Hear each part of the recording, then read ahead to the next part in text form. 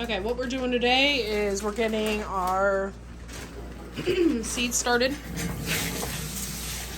I got a rolly chair, so you can see some really cool footage. What we're doing is we always pre-soak our soil. We did it last year. It just works out. I've seen people put the soil in the trays and then wet them, and it takes forever before you can plant anything in them. Here we pre-soak the soil, and then we'll put it in our pods.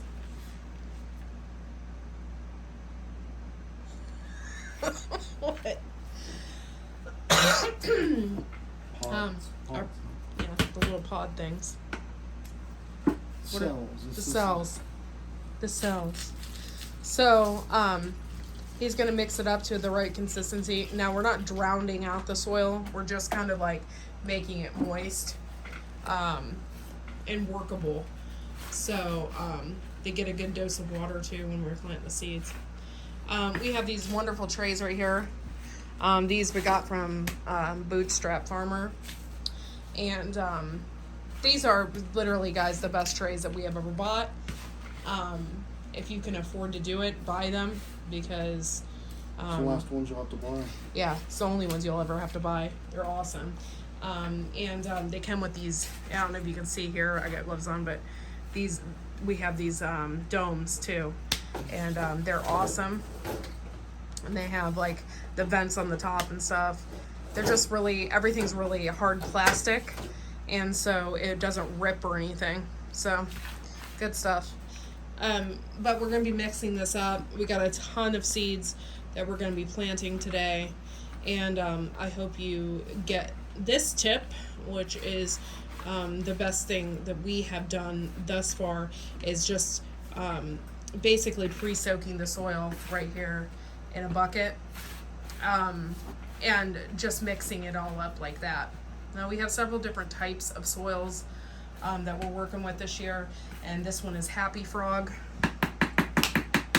And then we have some pro mixes down here, but the Happy Frog, we bought a bunch of different types of soils this year, and Happy Frog is one of them that we really wanted to work with. So, but yeah, so to fill a tray, he's just putting it in there, and then what he does is he's going to level it off.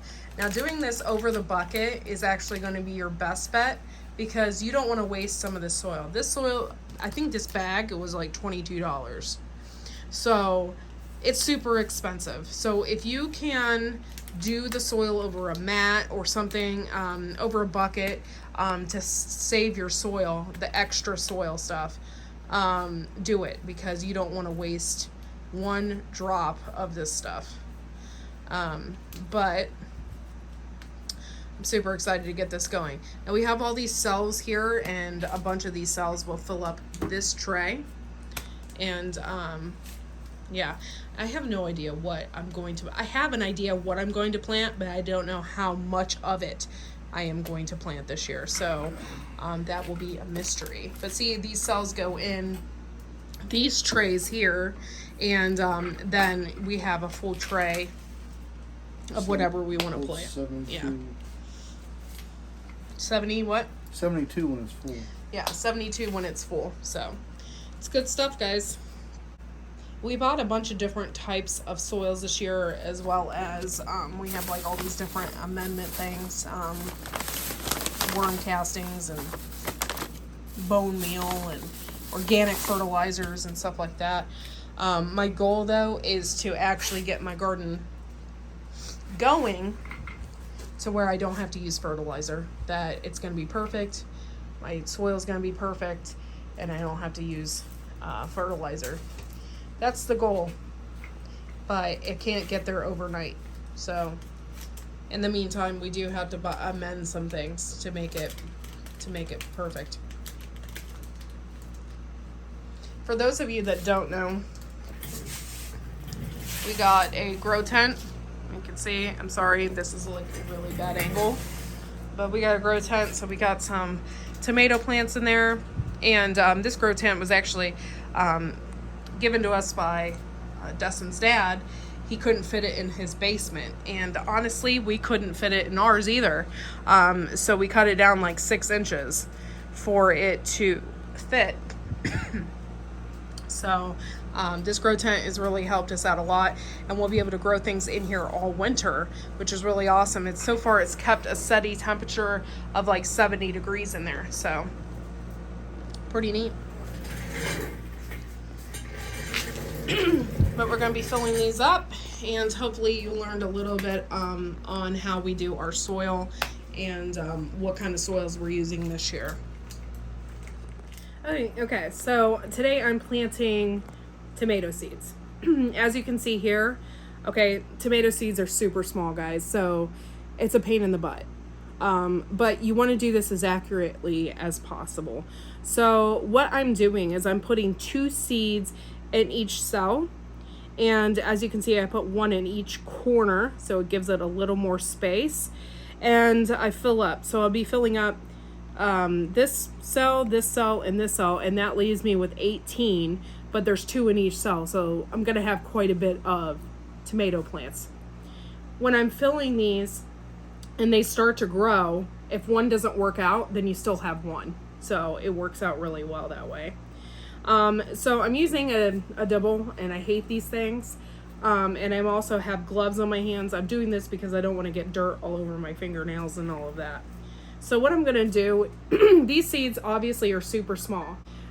These seeds are super small. So seeds like this, they don't need to be driven down into the soil. They just need a little bit of room, and I'll show you how I'm going to do that. So I'm going to use the dibble to do that. And this is seed in the corner here, and I'm just going to lightly push it in and then cover it. And you only want to push it in about the length of the seed itself. You don't want to just drill it in there, because the seed could get lost, the seed could not sprout. There could be 1,000,001 ways that seed is not going to pop up. So just give it a little bit of space, but not a ton. And you just drive it in there and then top it over with soil. And you want to do that for each cell and each tomato. Now, when they're small, this small, it's really, really easy to drop a ton in there.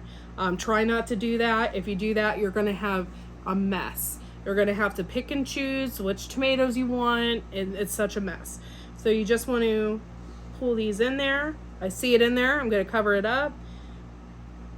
That might actually put in too much of oomph in there, but I'm just going to pull them in. These are the market tomatoes that we're doing this year. Make sure they're not stuck to the dibble when you pull them back up. Double check that. These are the Big Beef Plus, I believe. Yes, these are the yes, I think that's what I wrote. Big Beef Plus, and these are going to be our market tomatoes this year. When you're doing a market garden, think about what everybody else wants, not what you want. Think about the most popular tomato of the year. Think about that kind of stuff. That's what's going to sell, not what you want. So push that back in there and cover that up. Now this soil has already been wet, so I'm just going to make sure everything's kosher, everything's good. And we're good to go. That's how I plant my tomato seeds. And then obviously you can use anything to write on. Just make sure it's not paper, because that's not going to work out for you very well. Here I wrote Big Beef Plus, and that will go in each cell. You want to make sure that you have a label for each cell. Each six pack. Because if you do not, say for instance you said, oh, I'm just going to do this one and I'll know the rest of them are big beef. Well, when you get to moving them around and you're starting to harden them off and things get all mixed up, you're going to be like, oh my God, what was in that? And you're going to forget. So just make sure that you are labeling each pack, 6-pack in here. So I'm just going to put this in here, and I'm going to make sure it's on the outside as well, so I know when I'm looking at it, hey, that's big beef. So I'm going to do that, what I told you. I'm going to do that for each of these cells, and then that's it for the Big Beef Plus. I'm not planting anymore because we already have so many. So